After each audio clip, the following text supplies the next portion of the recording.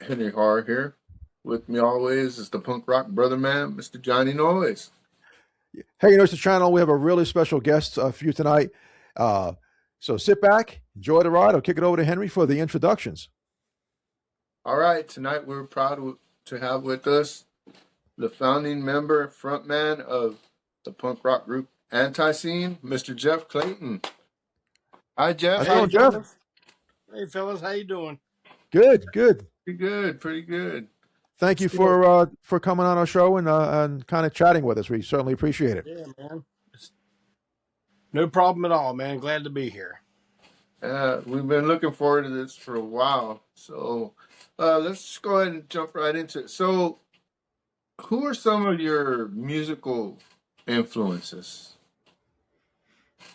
Musical, I would guess when we first got started, it was like Alice Cooper and Grand Funk and Black Oak, Arkansas, stuff like that. And then we kind of started learning how to play, and we're just like, well, I don't know if we're gonna get that good like that quick.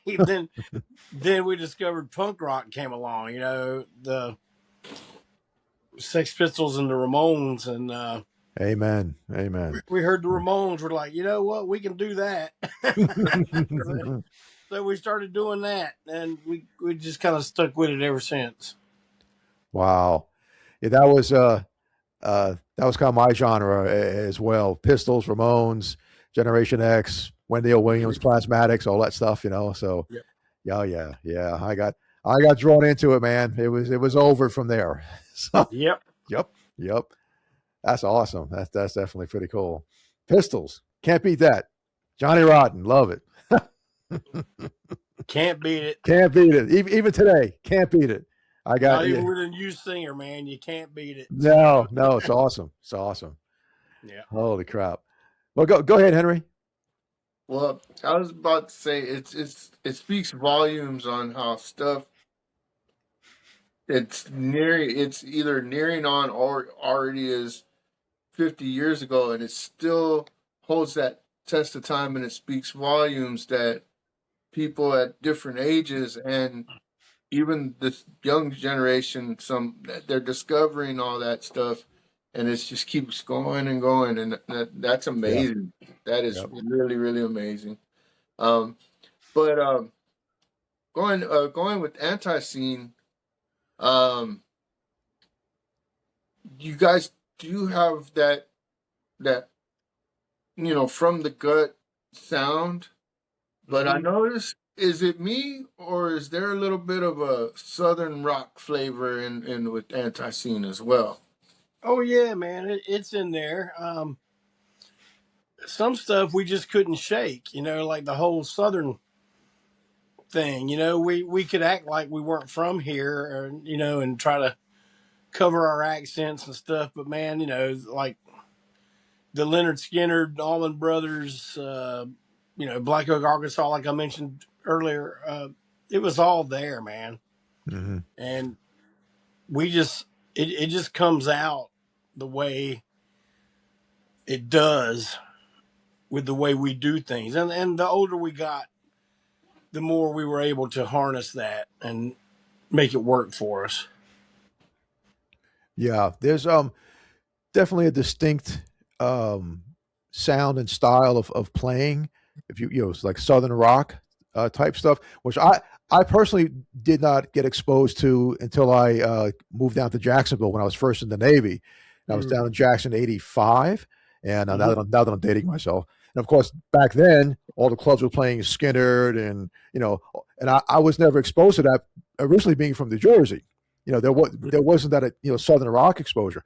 And what I notice about that type of stuff is uh, the arrangements and the leads. I was like, wow, this is pretty good stuff. Mm-hmm. So, but it's way different than anything that they play like in New York or New Jersey back in the day, for sure. But but I definitely was influenced by that as well when I got so from that point on in my whole military career, I was in a southern state, so I never went back up north. So I was kind of indoctrinated to y'all's rock and roll, so to speak. But but it's different, and but it's there's a lot of stuff that I like, a lot of stuff I jam with when I'm just jamming out at the house. I'll throw on some stuff like that, and I'll just go to town, and so I have a good time with it. But there is definitely that difference, from all that. So I think that's pretty cool. But there's still that, I'm still kind of chained to the punk thing. I'll take that to the very end probably. Mm-hmm. And but yeah. So you can't peel that part off. That I'm stuck with that forever, I'm sure. I tell you what, though, I just kind of became pretty disenfranchised with the term punk rock, mm-hmm. and the way it went over the last 10 years, I guess, more so. Mm-hmm.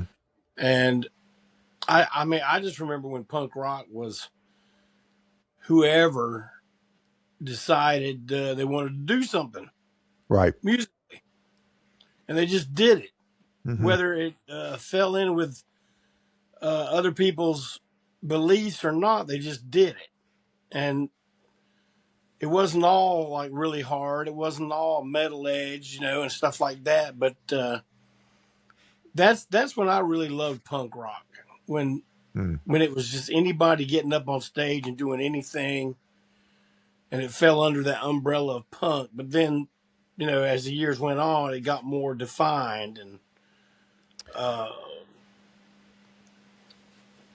it became a uniform in of itself, and so now, man, we just call ourselves rock and roll. Just rock and roll, yeah. Trying to stay within the confines of what's right with punk and what's wrong with punk and all this. And it seems like the folks that wanted to take it over and decide, hey, you're not punk, man. You don't do this. You don't think this. You don't. I was just like, you know what? Y'all can have mine. I'll just keep doing what I do, man. Mm-hmm. And that's the way we are, man. That's the way anti-scene is. Yeah. It's it changed for sure from the late '70s and '80s. We were like horror punk, I guess you want to classify my very first band out of Jersey. So we fell into that category, I guess, and then things have changed, obviously. But yeah, you're right. Back in the day, it was, you went to CBGB's or Max's Kansas City or all the clubs in New York or whatever. It was whoever, they just do their thing. It was all kind of melded together, and there was no right or wrong about it. Right. And we were kids. I mean, I think the first CB show, I want to say I was either 16 or 17 years old, and it was just go. But now, what year was that? Probably, I gotta say 78, 79. So we cut our first LP with Morning Noise in 1980, I believe. So I was literally junior high school. I was in junior high school. Well, we had to have parental escorts to go play. They wouldn't let us in. Where's your mother? Whatever. So, but yeah, we were very young when we broke out years ago, and again, way different scene than now. So, and it got about the same age then, right? I would pretty much guess close. Yeah, 62. I'm right behind you. Literally, yeah. And so it's it did kind of get a little commercialized, I guess, after that, because we definitely weren't, we caught it when it was not, it wasn't uh, as commercialized as it is now. There's nothing wrong with it going that way. It's just that it changed it. Like you said, it changed the feel of it. It changed the vibe. It people started doing this, that, and the other just to please whomever. Where when we did it, it was we're just gonna go. Excuse me. We're just gonna go play, and just go, and we did, and it was much different time Yeah. to be a performer back then. Yeah. So and now, like I said, we're getting older. I play classic rock. I'm playing guitar, bass, and keyboard. So it's like I'm doing all kinds of shit. So here you get the punk guy, and I'm doing all these old Chicago and all these different riffs on bass and whatever the frig I'm doing. It's like, but you just evolve. You evolve musically and what you're doing, and but the scene has changed dramatically. Back when you and I first picked up anything, guitar, bass, drums, whatever it is, So, All right. yeah, yep. Yeah, definitely things have changed, but like you said, it, back then it was like you just went and did it. It didn't have to have a uniform, like you didn't have to have these cliches like you have to wear a leather jacket, you have to have a mohawk. That to me that's never what made somebody a punk. Punk was in here. The Yep. attitude was in here, but the punk part of it was in here. Mhm. But you've had a pretty long, interesting rock and roll career. Who are some of the people that you've collaborated with over the years? Mm. Collaborated with. Okay. Let me think here, man. I don't swell and dwell on our past too much. I like to look forward, Oh but yeah. let me think here. Well, we've of course we had our time with Gigi Allen, and we had Michael Bruce from the Alice Cooper group has played with us before. Oh, Uh, cool. we played with Fear a lot. Good gosh, man. You kind of caught me off guard here. Let me think for a second. Uh, a lot of people, man. Just a ton of people. Um, when once the New Orleans thing got big, with I Hate God and Crowbar and all those kind of groups, they all recognized that we were, an influence on them as well. And man, we played with just about anybody you could name. As far as us opening for them or them opening for us. I mean, we went over to Europe and Negative Approach was opening for us, Oh and wow. we're just like, wait a minute now. They're like, they come over here all the time, man. I was like, okay. So Wow. Well, that's pretty cool. That's pretty cool. Um, and how did it feel when or how did it feel or how did it come that Hank Williams III covered Ruby Ruby Get Back to the Hills? oh man, with Hank, yeah, okay. He went into our stuff with a different attitude than the way we meant it. He was really looking for something in there, and it wasn't really you know a hidden meaning. And I tried to explain that to him at one point, but he got into Ruby. I don't think he knew that Ruby was The Hills Have Eyes. I don't think he knew that at all. He thought it was Mm. just, some girl Ruby that we were telling to get back to the hills. But eventually he did learn what it was. But I think he was looking for something that wasn't there. But he covered it and did a damn good job too. I must say, I'm really proud of that. Oh, that's so he was searching for a deeper philosophical meaning to the song, basically. And you're Yeah, like, we're no, just like, just man, a fucking song, man. Let's go. it's about it's about a horror movie, man. The hills have eyes. Yeah. Oh my God. Yeah, yeah. I get it. Well, speak about all that.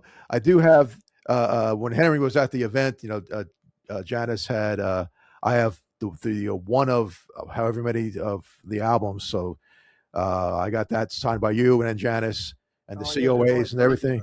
30, yeah. So I got number one. And I have it's not on my wall yet, but I'm gonna put it next to my records that I have up here. And yeah, so it's kind of cool. So Yeah. when Henry's like, man, we got, I said, really? That's awesome. We've obviously talked to Janice several times. And so like, wow, this Talk is about Janice Blythe, right? Janice Blythe, Yes. yes, the queen of the horror scene, and she's we've had her on the show. What is it? 3 times, Henry? I think, yeah, isn't it?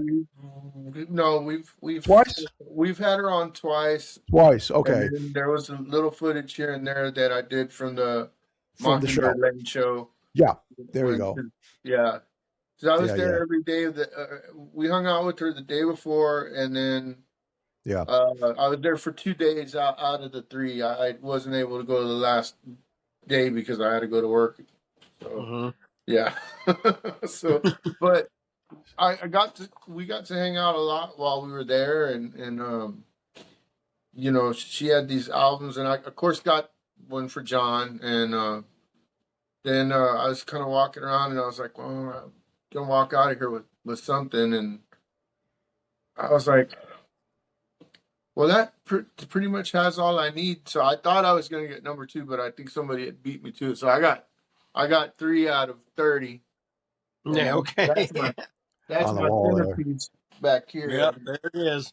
Yep. So, but yeah, it was just awesome, and I was gonna ask that too. That was one of my next questions. Is so, how did you come across paths with Janice Blythe and get all that together? Well, she had done a few of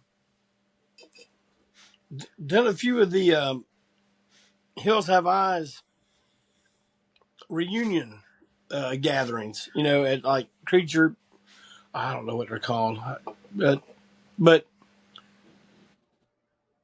a friend of ours named Art Ettinger, who also does the Ultraviolence magazine. Oh yeah, yeah. He knew she was going to be there, so he made sure his wife wore her patch Mm-hmm. of Ruby, "Get Back to the Hills," the song with her image on it on her back. When she got into the elevator with her,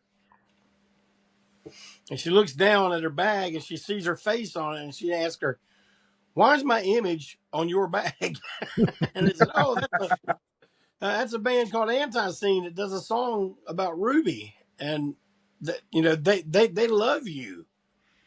And she's like, "Well, I've never met them, and so she knew we were out there, and so through that connection from Art, I was able to get her address, and I sent her some things like some of the T-shirts, some of the patches and stuff, and I introduced myself. I said, "Look, I'm Jeff Clayton. I love you, and I love your movies. I love everything you've been in that I know about, and and I just kept saying, does anyone do a fan page for you?" And she's like, "No, I just have my Facebook page." So I said, "Well, I'm gonna start you a fan page," and that's what started Janice Blythe Scream Queen. Scream Queen. Yeah, yeah. We got that. Yeah, Yeah. her page, and I did more work on it in the beginning, I'm going to get back into that. But yeah, she was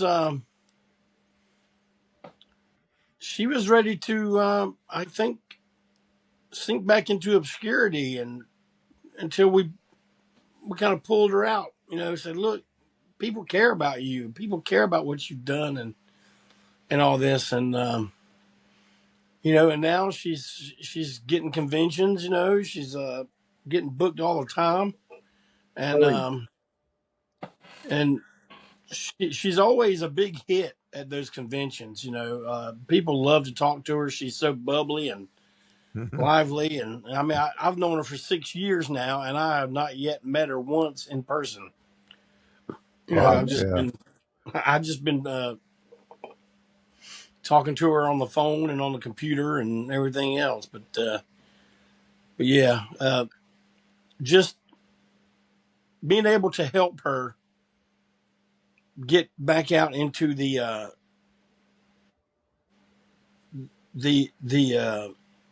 consciousness of the public and not just fade away has been a wonderful thing. And I'm so glad that I got to know her oh yeah. the way Wow. Wow. I know. Yeah, she's very from the first time that we have talked to her, she's very personable. She's funny. I mean, we had a ball. She was, kind of picking on us, and we go back. It was so fun to have her on. Um, even before we started recording the show, it was just this whole big thing going on. I'm like, so I won't, but she is hilarious. But and again, she's like you said, she's back out there, and I think she's just having. I can't speak for her, but from what I can tell, she's having a time of her life. She's really enjoying this whole thing, and just really having a good time. And the times that we've had, spoken with her, and I mean, Henry took her out in the town. I mean, they were all over the place, and she's just funny. She's just the greatest Yeah, person. she is hilarious. She's got a great sense of Oh my humor. God! Oh yeah! Oh yeah! Oh, she was a pleasure to be with. I mean, Hmm. because when she got into town, I had gotten in touch with her to see if she had even made it into town yet, and she's like, "Yeah, I got in this morning," and she's like, they don't have the food here ready for us yet. Would you mind come picking me up?" And I was like, "Yeah, we'll take you out to dinner." And she's like, "Oh, I want to go to a shop too," and blah blah blah. So I was like, "Yeah, we'll be there in a little bit." So, and that was cool because she could have just had some handler there that I'm pretty sure would have went and got her something. But the fact that Mhm. she called us and and called us and we went out there and we got to hang out with her, that was just so awesome of her to I was deeply touched. That meant like a lot to me, and that's that's one of those memories. It's gonna stay here. Gonna stay with you forever, Yeah, man. forever. Yeah. And Yeah. but yeah, she's just the most awesome person to be with and great. She's funny. She's everything, you know, she's everything Ruby. I'll put it that way. She's Yes. she's the Yes, she true is. gem. She is the true Yeah. gem. Yeah. So It's Yep, yep. It's been awesome, and then things like I said, they cycle right back around. We talk to her, and then she puts us in contact with you, and it keeps on going. And we're having, all these different people that we get to have on our show, which is great. So back to like music stuff. When you would write your music, was it like a collaboration, or did just one of you come up with the songs, or It started out. It was Joe Young and I were writing all the songs, okay, and Joe died back in 2014. So I mean, I've kind of stopped writing the songs at this point. Barry Hannibal and the other two guys, Walt Wheat and Malcolm Tent, they pretty much write the way I would talk. You know what I okay, mean? yeah, yeah, So they kind of handle all that now. I don't really.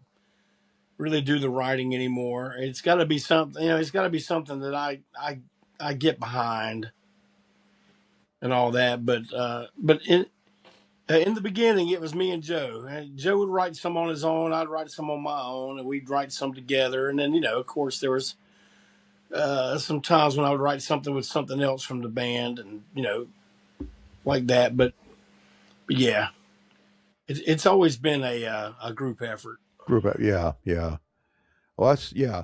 So if you look back, or even now, per se, like being an old school artist like myself, when we wrote music, you sat down and you wrote it, and you did everything manually, and you did whatever. And now with everything, with all this AI stuff, everything going on, it's people are writing music and novels and whatever by click of a button, and I think that for me anyway, having done, coming from the old school version of things, it's almost like there's no effort involved anymore in putting stuff together, and I was like, and we discussed this with a ton of different artists. We've always kind of bring this up, about the AI portion of, especially as it pertains to music, Mhm. So I was kind of wondering what your take is on all of that.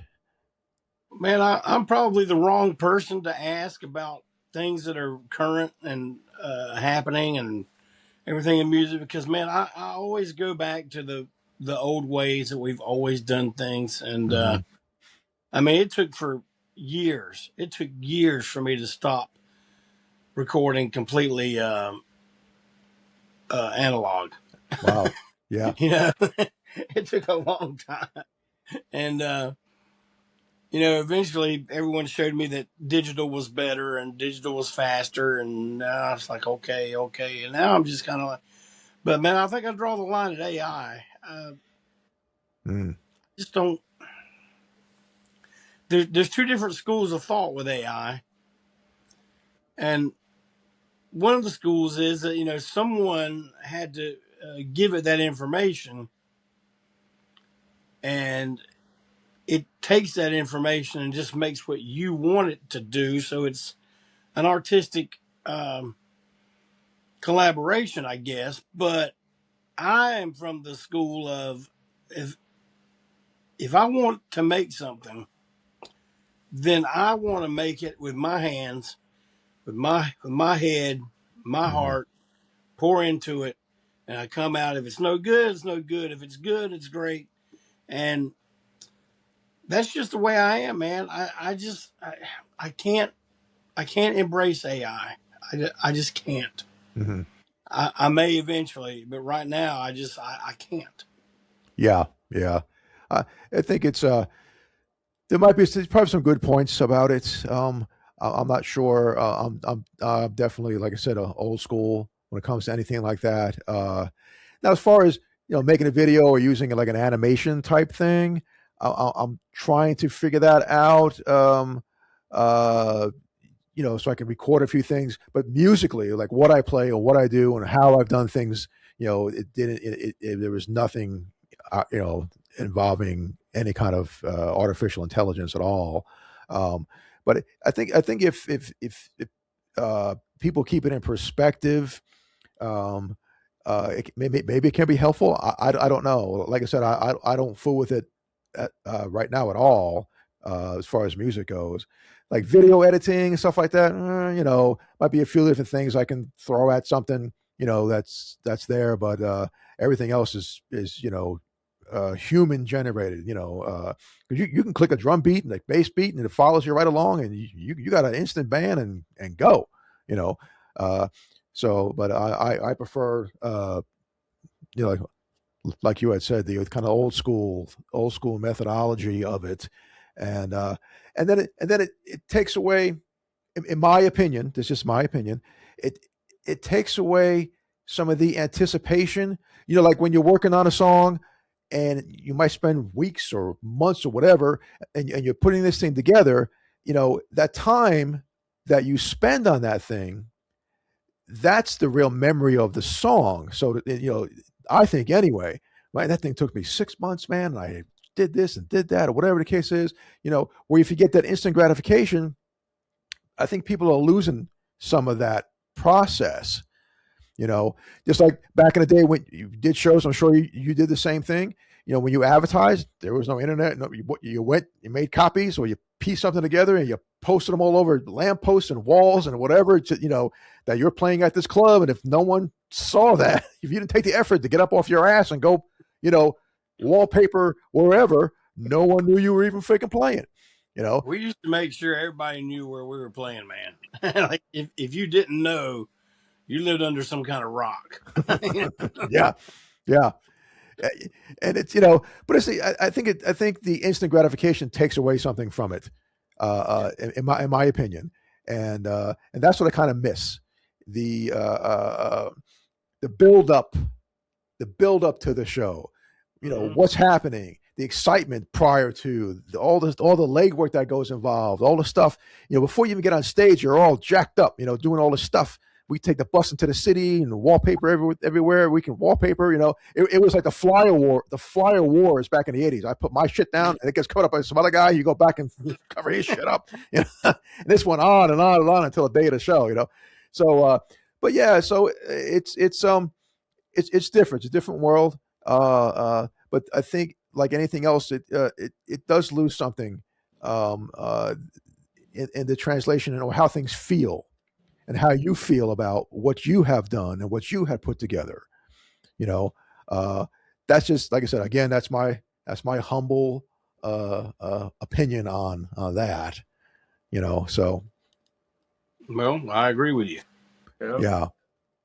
Henry, you got another question, Henry? Before I can ramble, so I apologize. It's okay. It's okay. Yeah, I got two more, but before I ask, I just want to throw my 2 cents in there about the whole AI thing.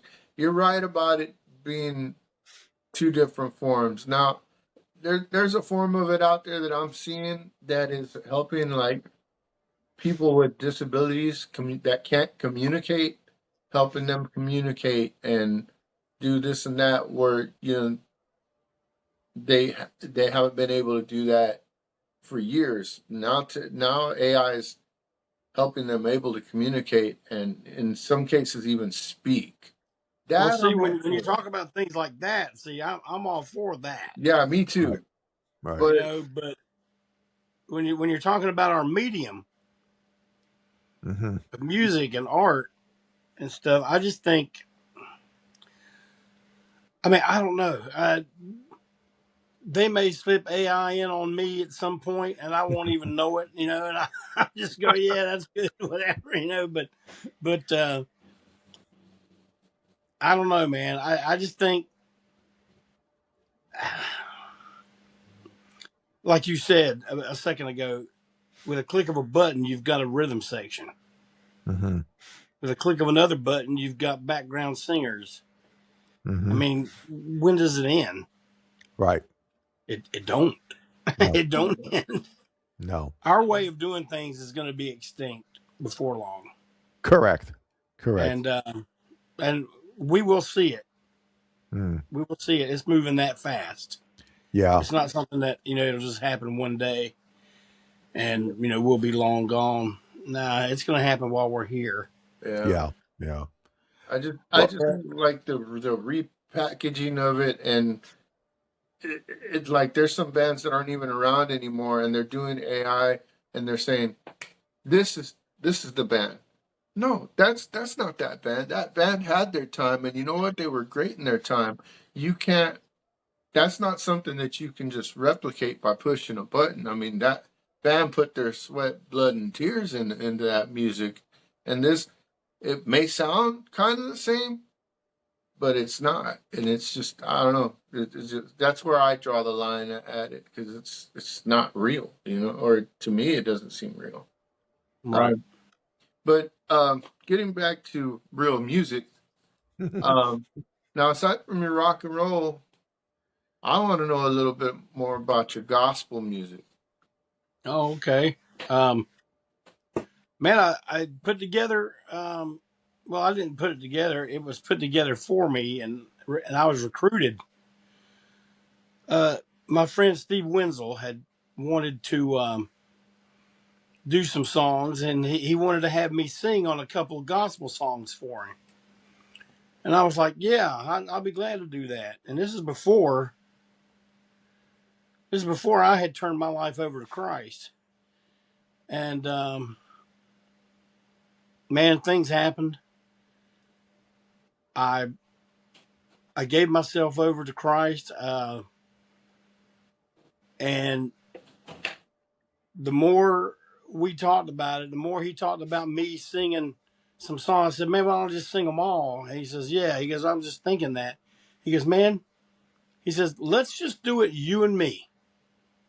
Just you and me. And we don't have to worry about drummers. We won't have to worry about this, that. We ended up getting other people, though, of course.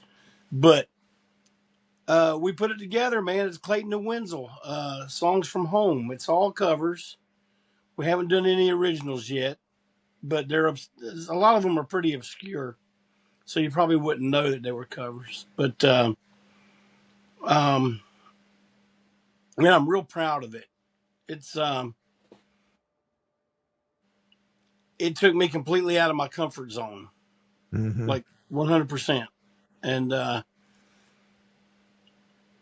I was at the time, man, I was just so on fire for getting the word of the Lord out and everything that it consumed me. And now I think it's more of just trying to keep it together and keep it going. And we're already working on the second album, and we're a 9-piece band now.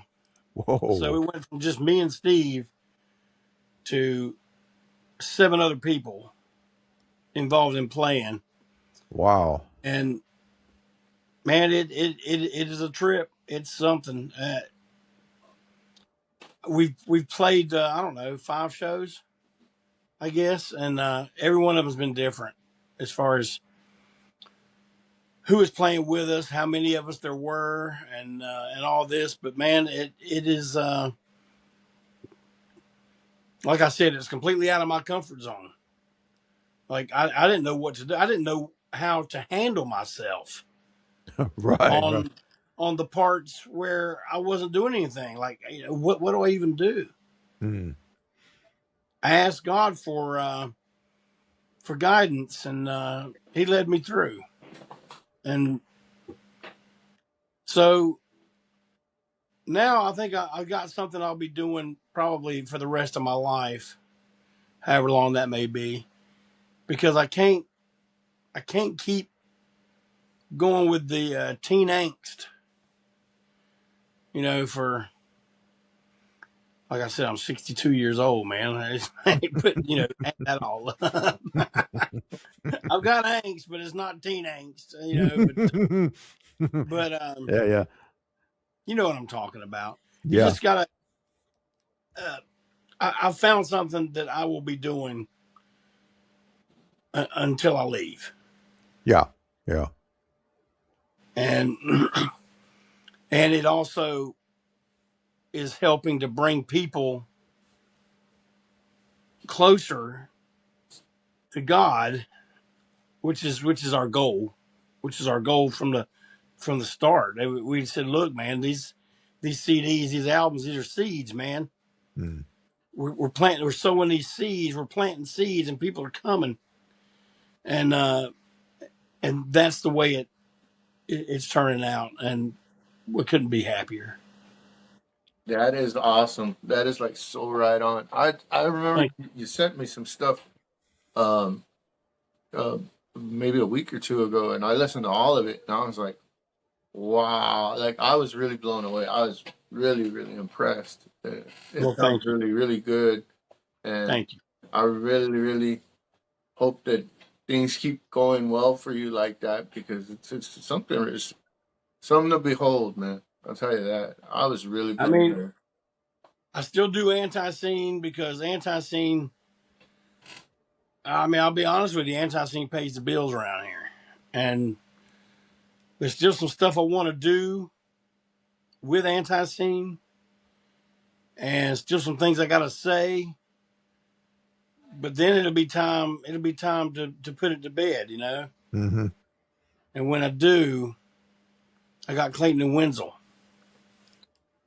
so I'll just keep playing. Yeah. Yeah.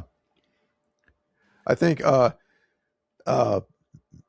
like musically or artistic expression, however you want to describe it, when you're in that realm, you're in that kind of zone, so to speak. Um, like for me, you're I don't want to say you're stuck with it, but you can't put it down, no matter what you like you're doing with all your stuff, and it's like it's so ingrained, the music, and even just doing this, get the podcast, and we're talking about music, we're doing this, we're doing that. This I don't think it'll ever stop, you know.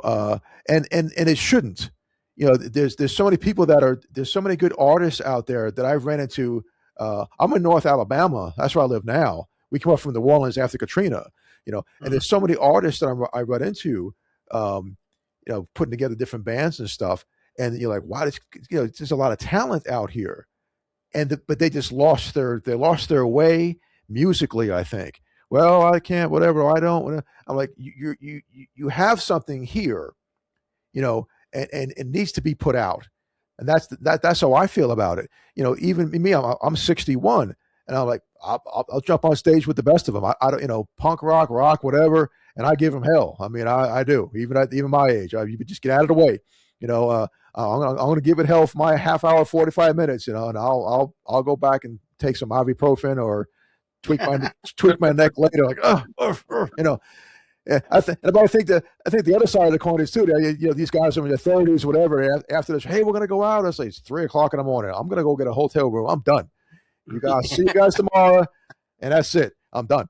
But it's but it is you get that adrenaline rush, and it just, for me anyway, it doesn't last as long as a 30-year-old, obviously. But and you keep going, and now you found this other avenue of expression, which is led you to like another path. And so, I mean, you're, like I said, you're probably in it until the end. You keep on going till you can't do it anymore. And Can't do it anymore. yeah, and that's 100% the path that I'm on. No matter how, musically, anyways, keep on doing something that keeps me involved with the music industry, or well, now with this, we're talking to everybody, but some kind of art form, so that's it's good that you were able to evolve into this new realm. It sounds like that you really take that to heart, and it keeps you going. It keeps pushing you. It does, man. It keeps me going, and it feeds anti-scene in a way. I just,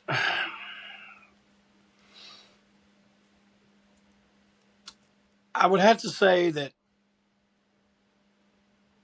it makes me look at things a lot different.